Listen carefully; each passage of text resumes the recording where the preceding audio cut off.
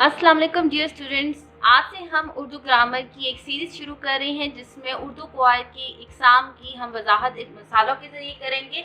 लेकिन इससे पहले अगर अभी तक आपने चैनल बेसिक एजुकेशन को सब्सक्राइब नहीं किया तो चैनल को सब्सक्राइब कर लें ताकि हर आने वाली वीडियो का नोटिफिकेशन आपको पहले से मिल सके। और अगर वीडियो अच्छी लगे तो उसको लाइक ज़रूर करें। आज इस सीरीज़ का पहला लेक्चर है जिसमें हम जो है पढ़ेंगे लफ्ज़ और लफ्ज़ की एग्ज़ाम के बारे में। हरूफ तहज्जी, गुफ्तगू करते वक्त जो अल्फाज हमारे मुंह से अदा होते हैं वो हरूफ से मिलकर बनते हैं। हमारी कौमी ज़बान उर्दू में हरूफ की तादाद 37 है और इन्हें हरूफ तहज्जी कहते हैं।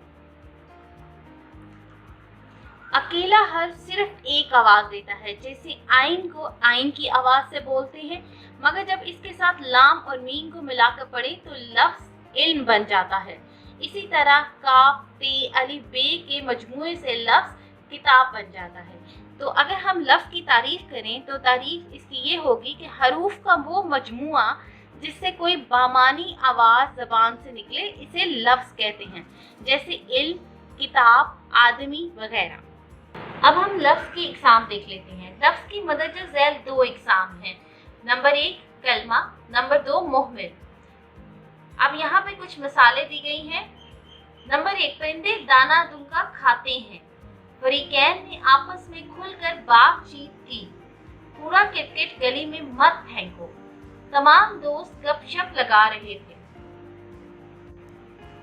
अब जो मिसालें आपने अभी पढ़ी हैं, इन मिसालों में दाना, बात, कूड़ा और गप ऐसे अल्फाज हैं जिनका मायनी समझ में आता है, जो हम अपनी रोजमर्रा जिंदगी में इस्तेमाल करते हैं।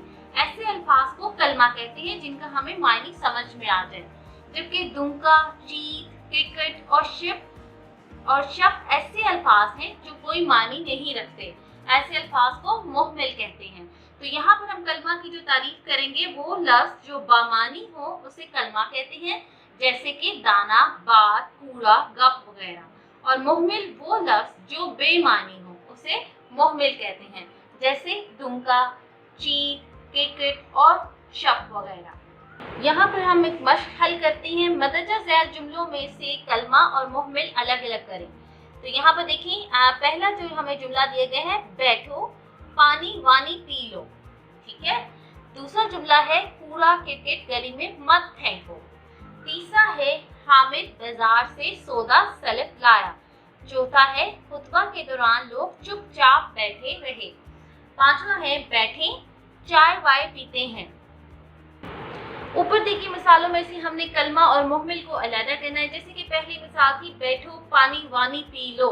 तो यहाँ पे जो पानी है इसका मतलब आपको समझ में आता है, ये बामानी लफ्ज़ है, और जो बेमानी लफ्ज़ है वो है वानी।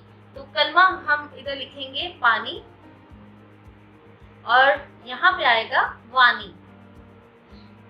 और दूसरे जुमले में, कूड़ा क्रिकेट गली में मत फेंको। तो यहाँ पे कूड़ा जो है वो बामानी लफ्ज़ है और इसका जो मुहमिल है वो है क्रिकेट। तीसरा जुमला है, हामिद बाजार से सौदा सलफ लाया। तो यहाँ पे सौदा कलमा है और सलफ मुहमिल है। खुतबा के दौरान लोग चुपचाप बैठे रहे। चुप यहाँ पर कलमा है और चाप मुहमिल। आखिरी मिसाल में, बैठी चाय वाय पीते हैं। तो यहाँ पर चाय कलमा है और वाय मुहमिल। तो डियर स्टूडेंट्स, आज के सबक में हमने कलमा और मुहमिल पढ़ा है जो कि लफ्ज़ की इकसाम है।